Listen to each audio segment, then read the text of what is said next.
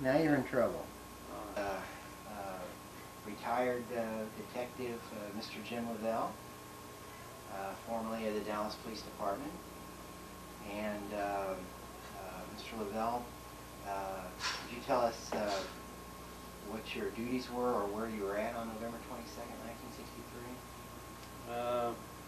I was working, I was a detective with the Homicide and Robbery Bureau, and my duties on that particular day was to cover anything that might come into the office. And so all the other officers had special assignments they was going to. We had 2 officers riding in the motorcade, but the rest of them was assigned to the trademark where the lunch was going to be held. Do you remember at what point in time you first heard about that there was shots were fired, there was an assassination? Well, I don't remember the exact time, but it'd be sometime around 12:30. I had gone out and arrested a suspect on an armed robbery and brought him into the office. And coming back to the office, I had been listening to the progress of the motorcade and on the car radio, and I pulled into the basement, turned it off, and got out. And about the time I was getting out in the basement, they were just reaching Houston Street, which would have made them turn back then 1 block to on the right to Elm Street. So the shooting occurred sometime between the time I got out of my car there and the time I reached my office on the 3rd floor. And then the lieutenant up there informed me that there had been shots fired and the president had been hit. As I understand it, besides the arresting officers, once they had captured Oswald, you were the first investigative officer or one of the first to speak to him. Is that correct? I was one of them. I don't know. Someone else may have talked to him. I can't swear to that. I went to the scene of the Tippit shooting, and they called me on the radio and told me they had the suspect in custody. And I just told them to meet me in my office, and I would talk to him there because I couldn't get to him over to theater. So by the time I arrived back at my office, they had already gotten there and had placed him in a small interrogation room that we have. We have 2 of them in that office, and he was sitting in there by himself when I came in, and I asked where the man was and where the suspect was, and this lieutenant sat in there. So I went in and sat down and began talking to him. Now whether anybody else had talked to him, I don't know, but I talked to him some 10, maybe 15 minutes before Captain Fritz and the other people come back in, and then they were getting ready to go in different directions to look for Oswald, because he had called, he had had Mr. Truly assemble all the school book employees, and Oswald was the only one missing. And Fritz, being the suspicious type that he is, he said, "I want that man in custody. I want to talk to him." So they proceeded back to the office, and with the information they'd gotten from the book depository, they were fixing to send people in different directions to look for him. Did they have more than one address for him? There was a form that they had that showed him living at an Elsbeth address. Did they have records? In other words, Now let me shorten that for you. I know what you're fixing to ask is about whether or not they had different addresses on him. I'm not sure that they had more than one, because, like I said, I was in there talking to them, so I don't know what addresses they had. But I do know that they were preparing to send the officers in different directions to start looking for them, so I assume they might have had 2 addresses that they wanted to look for. But I do know that they probably had the one out in Irving, but I'm not even sure of that, to tell you the truth, because I wasn't out there talking to him. The door was shut. I was inside, closeted with Oswald, so I don't know. At the time you were present when Oswald was being interrogated, was there any FBI agents present and Secret Service, or was it just strictly detectives and Dallas police? There were Secret Service in there, and of course our officers, and it didn't make any difference whether or not during the course of the 2 days, it didn't make any difference whether or not the Secret Service or the FBI or postal inspectors or whoever was in the office talking to him. If Captain Fritz wasn't in there, he wanted one of one of us in there, in other words, one of the homicide officers in there. So there's one of our officers in there at all times. Sure, there's FBI was there, but after I lost my prisoners, I say, when they come in and took over the questioning, Cap told me, he said, go ahead and get as much information as you can on the Tippit shooting, and make a tight case on him so that we won't have to turn him loose in case they have a little trouble making this presidential thing on. So that was the purpose. So I immediately set forth to make a tight case on him on the Tippit shooting. So I spent my time on that. Basic questioning at first was just concerning suspicions about him shooting Tippit, and did you notice his reactions? Was he seemed nervous, or did he cooperate in any way, or can you elaborate on how he acted? During the entire time that I was around him, from the time that I talked to him by myself, he was very polite and answered my questions. He didn't tell me the truth, but he wasn't belligerent about it, as some officers have reported, and I never saw him get belligerent at any time. Now, of course, I wasn't with him 100% of the time, so I can't swear to that. But I will say that during the entire time that I was around him, I never saw him get belligerent, or, of course, when we had to boo him down the hallway, he'd give that iron-fisted salute and so forth. But he was getting attention, and that's what he wanted. Now, with one exception, and I didn't see that he got too out of line on that, but that's when FBI agent James Hosty came in, and he was a little perturbed with Hosty going out and talking to his wife when he wasn't there. But outside of that one little episode, and I didn't hear what he said to Hosty, really, but I could see through the, if you've ever been in that office up there, the captain's office has a window that's about 4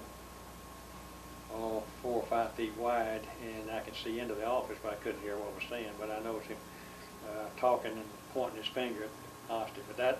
But what he was said, even then, I don't know. But I did set in on some of the questionings when the Secret Service talked to him, and the postal inspector talked to him, and someone else, 3 different ones talked to him. I was in the room when they were talking to him.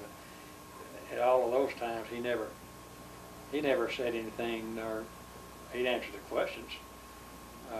Just like when Holmes asked him about the ID he had on him, he said, "Did he ever use the name Heidel?" And he said no. And he said, "Well, do you know anybody named Heidel?" And he said no.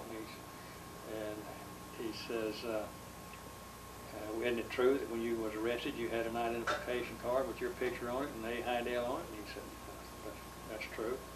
And Holmes asked him, said, "Well, how do you explain that?" He said, "I don't." Just like that. So he wasn't smart alecky about it, but he just didn't answer it. So that's, to me, that wasn't being belligerent. He just said, "I don't." Just left it. Mr. Leavelle, just to step back just a few steps, hopefully. You said that Will Fritz, because Oswald was missing from the book depository, just as doing his job and being a conscientious officer, wanted to see this man. He wanted to, yeah. Well, he had Mr. Truly call them all together, all the employees, and Oswald was the only one missing. Yes, that's what I would like to. Was Oswald, really, I'm not sure of that. Was Oswald just the only man that was missing that day? As far as I know. Okay. I talked to the officers that was down there with him at the time, and there was 3 or 4 of our officers in there with him. And I've never directly asked him was there anybody else missing, but of course we know he was missing. Yeah, he was missing, and Fritz said, "I want to talk to that man." But I would assume this: if there was another employee missing, it had to be a woman, probably not a man. But anyway, I just never asked the officers that. But I did ask them what happened, and they said after he got them all together, and they announced that all of them was present with the exception of Oswald. He I said, see. well, I want that man in custody. Okay. Do you know how they would have made that roll call if people had run out that worked there and were out in the plaza? Do you know the length of time that would have taken place, Mr. Leavelle, that they would have made this roll call, or how they would have done it? It was after the rifle and everything was found, but it was after that that they had he had them all assembled. Which is probably a little bit after 1, or do you know about I don't have any idea. I couldn't even begin to tell you what time that was. Any other- Well, we're obviously going to ask you about the 24th on Sunday. Okay, now, what first comes to mind with me is that we all understand in books, and we've been told that there was a delay in the transfer of Oswald. Might you be able to reflect on that for us? Just talk about it a bit? All right. I think what you're driving at there is that 10 o'clock supposedly transfer time. Is that what you're talking about? I'm asking you. Well, all right. The news media got hung up on that 10 o'clock transfer time. And I heard the chief tell those people myself. And his exact words were, if you'll be here by 10 o'clock, you won't miss anything. Oh. And All right. that didn't mean that we're going to transfer him at 10 o'clock. But if you're here by 10 o'clock, you won't miss anything. We'll be transferring him sometime around 10 or shortly thereafter. But as it turned out, that particular morning, Mr. Soros came up there, and there was FBI agents in there wanted to talk to him. And Mr. Soros came up there. Well, maybe be correct. I don't know whether Mr. Soros was there or not. But I tell you, Mr. Kelly was there, and he was the head of the Secret Service out of Washington, D.C. He was there. And Mr. Holmes was on his way to church. And then he was listening to the progress on the radio, and he decided that he wanted to talk to him. And he made a detour, and instead of going to church, he came up there, and he turned. See, all of these people we didn't know was going to be wanting to talk to him on Sunday morning. So when we brought him down, or they brought him down, I didn't bring him down around 9 o'clock or so, and start that procedure. I had gone over with Captain Fritz and to the White Plaza Hotel and had coffee. And on the way back, we run into Chief Curry on the first floor. He was getting off the elevator, and there wasn't nobody on the first floor. And we stopped and talked to him about the transfer. And I suggested to the chief, I said, this elevator will stop here on this first floor. I said, why don't we take him out on this first floor, put him in a car on Main Street, and I said, we can have him in the county jail before anybody even knows we move him. I said, as far as I'm concerned, we don't owe the news media anything. And he said, Leavelle, I promised them that they could film the transfer, and he said, I'm going to keep my word, because I don't want them to think we beat him up or abused him or anything. Right. So we went on I said, well, okay, so we went on upstairs, and Fritz motioned for me to go on in and sit down in there because there was one other officer, and then I believe it might have been Sims in the office. So I went in and sat down. And so I was sitting in there while Kelly, the FBI was just, some FBI agent, I don't remember who it was just talking to him. And then Kelly talked to him, and then Holmes talked to him. And so Holmes finished up his, I believe that's, I might have him reversed, but anyway, those two talked to him after I walked in and sat down in the office. You were on Oswald's right, and Mr. Graves was on his left, and you were handcuffed to Oswald, but was Mr. Graves? No, Mr. Graves was not handcuffed to him. We didn't need two people handcuffed to him because if you got in any kind of an entangle, such as did happen, then we needed one officer free to take action. Because if you're handcuffed, you're stymied in some respects, so you don't want that to happen. The only reason we handcuffed him to me was in case somebody was going to try to snatch him away from us for any reason. They'd have to take me with him too, because they wouldn't get him by himself. Did Jack Ruby yell anything when he shot He Oswald? said something, but I didn't know what it was.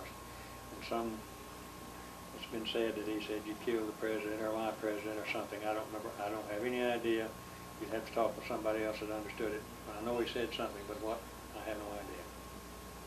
Did you say something to Jack Ruby later to the effect of, I've known you and why you didn't do Well, us any well, I favors? transferred Ruby the next day, Yeah. and of course, we didn't notify the news media that we was going to transfer him. And so I told Ruby while I was holding him in the jail elevator waiting for the car to show up, I said, Jack, as long as years I've known you, I've never known you to do anything to hurt anybody, hurt the police department. I said, but you didn't do us any favor when you shot him. And he said, Leavelle, all I wanted to do was be a hero. And I said, looks like I just fouled things up good. So, except he used another four-letter word instead of that, but that's, and so I also asked him how he got into the basement. And I said, how did you get in there when it was supposed to have been swept clean? And he said, well, I had been down to the Western Union and I walked back up to he said, I didn't think I could get in, but I thought I could look down that ramp and see what was happening. And he said, just as I got there, a police car come out, driven by real Pierce. He knew Pierce because Pierce had worked Vice at one time. And he said, as the officer turned his back, talking about Vaughn walking out to the curb, he said, I walked right behind the car and right down the ramp. So it very near has to be that way. I know Roy don't want to believe that, and I don't fault Roy in any way, but I fault ourselves or the security people there because we didn't think there'd be anybody over there on that side of the ramp, and there wasn't. There was 2 or 3 people, I understand, up there. But they only stationed 1 officer there, and that was Roy Vaughn. They should have had 2. Now we had 4 or 5 or 6 on the other side because there was a great many people gathered on Commerce Street to see him come out because they knew he'd be coming out on that side. So in retrospect, we should have had 2 officers over there, but we didn't, and I don't fault Roy Vaughn on it 1 minute. And I know that he don't believe that's the way he got in, but I'm confident because you go back to the time element from the time we got the telegram off of him, it was date stamped at 11/17, and I talked to the clerk down there at length about it. He remembered it, and being Sunday morning and everything, you didn't have that much business going on. And 4 minutes later, the shot occurred in the basement. So I've walked that 3 different ways, fast, slow, and medium, and it took me roughly 83 seconds to do it, and that's almost a minute and a half. Then I talked to the clerk, and make a long story short, he said it would probably, from the time he date stamped that until Jack walked out, there's probably 15 or 20 seconds interval there. So if you add that on to the 83 seconds it took to get up there, that he couldn't have been in the basement more than a minute and a half or so before we came down. And I dare or challenge anybody to choreograph something that close. When I didn't know when I was going to be there, and neither did nobody else. So it almost has to be just like he said. And I've measured that distance from the Western Union. I run across my notebook here a while back where I had all those measurements in it, and at this times I walked it and all of this. So I did everything but crawl that distance up and down, and I spent a lot of time out there measuring that.